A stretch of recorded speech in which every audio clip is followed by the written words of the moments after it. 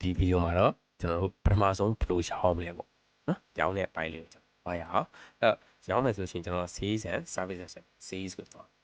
နော်ကျွန်တော်တို့ပြင်လာတဲ့ item လေးရှိရဲအဲ့ item တော့ရောင်းလို့ရပါပြီအဲ့တော့အေးဒီပေါ့နော်ပထမဆုံးစတင်တဲ့ရက်တိုင်းမှာကျွန်တော်တို့ invoice 001နဲ့စဖတ်ပါမယ်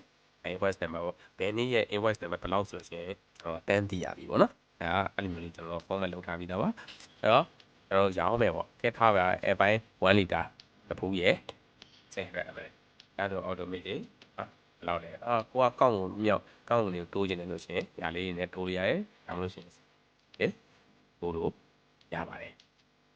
ဟုတ်နော်ဒီလိုရှိရင်ကိုက battery နဲ့ပြန်ထည့်တာမျိုးရှိတယ်ကိုကကိုစီကတော့ဝယ်သွားတယ်ဘယ်နည်းပြန်ထည့်ရမလဲမသိဘူးဆိုလို့ရှိရင်ကျွန်တော်ဒီမှာတိတ်ကိုရေးပြီးတော့ battery နဲ့ပြန်ထည့်ပြီးလို့လည်းရပါတယ်ဒါကတော့ပုံစံတိုင်းတော့ default working customer အနေနဲ့ကျွန်တော်တို့အလုပ်လုပ်မှာပါကျွန်တော်ဒါလေးရောင်းပြမယ်promoter invoice number 001အနေနဲ့ကျွန်တော်တို့ထောက်ခွင့်ရပါတော့ confirm ကျွန်တော် save လုပ်လိုက်မယ်ကို confirm save မလုပ်ခင်တည်းကတခါလေး print ထုတ်ချင်တယ်ဆိုလို့ရှိရင်လည်း print တက်ထုတ်ထားပြလို့ရပါတယ်ဘယ် item ဘယ်လောက်ပါဆိုပြီးတော့တခါလေးပို့ printer ရှိချင် printer နဲ့ချိန်ပြီးတခါလေးထုတ်လို့ရတယ်ပေါ့နော်ကျွန်တော် confirm save လုပ်လိုက်မယ်ဟုတ်ပြီအဲ့ save လုပ်ထားတဲ့ဥစ္စာတွေ invoice တွေပြန်ကြည့်ရင်လည်း invoice ပြန်ကြည့်ဒီကို user ရေးတယ်အဲ့ဒါတော့ဒီနေ့ date ပေါ့ဒီ date မှာရောင်းထားတဲ့ဥစ္စာကိုကျွန်တော်ကြည့်နေတယ်ဆိုရင်ဒီ date ကိုနေရတယ်အဲ့မှာကျွန်တော်က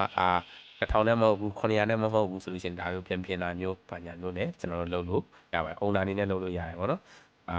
cash အနေနဲ့ကတော့ရောင်းပြီးသွားလို့ရှိရင်ပြင်ရမယ်ဆိုလို့ရှိရင် approve လေးနဲ့ဝယ်သွားမှာဖြစ်တယ်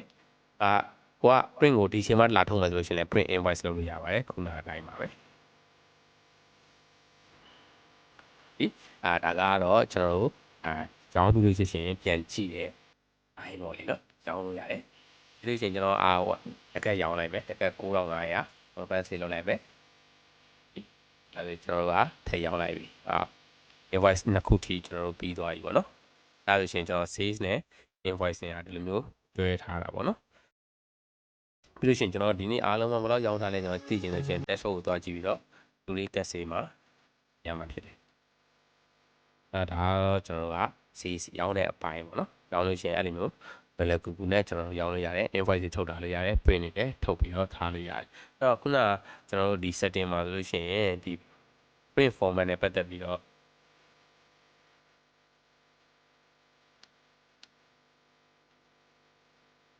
တော့ဒီမှာဗျာ setting ထဲမှာခုနကတော့ဒီ receipt type ပေါ့နော် receipt type မှာဒါ slip ကိုရွေးထားလို့အကယ်၍ဒီမှာ A5 ဆိုလို့ရှိရင်ကျွန်တော်ကခုန invoice တွေမှာပုံစံပြောင်းသွားပြီ invoice တွေမှာ print ထုတ်မယ်ဆိုလို့ရှိရင် print ထုတ်တဲ့ပုံစံကခုန slip နဲ့မဟုတ်တော့ဘူး A5 ပုံစံမျိုးနဲ့ဖြစ်သွားပြီအဲ့လိုမျိုးပေါ့ကိုနှစ်သက်ရပါတော့ကို printer ဘယ်လိုမျိုးစားလဲကိုဘယ်လိုမျိုးနဲ့ထုတ်ပေးမလဲဆိုတာပေါ့မူတည်တယ်ပေါ့လေနော်အဲ့ဆိုရှင်ဒါကတော့ကျွန်တော်တို့အယောင်းပိုင်းနေပေါ့နော်ဘယ်လိုရောင်းရလဲဆိုတဲ့ဥစ္စာလေးကိုပြောပြတာဖြစ်တယ်နောက်ဗီဒီယိုမှာပြန်တွေ့ကြမယ်နော်ကျွန်တော်တို့ကပေါ့နော်အဲ့ဒါဒီ print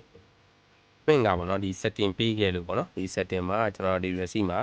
ဒီ default ကတော့ဒီ slip နဲ့ထုတ်တဲ့ဥစ္စာပေါ့နော်အဲ့ slip နဲ့ထုတ်တဲ့ဥစ္စာမှာကိုကပြောင်းနေတယ်ဆိုလို့ရှိရင်ကျွန်တော်ထားပါ A5 ပြောင်းနေတယ်ဆိုတော့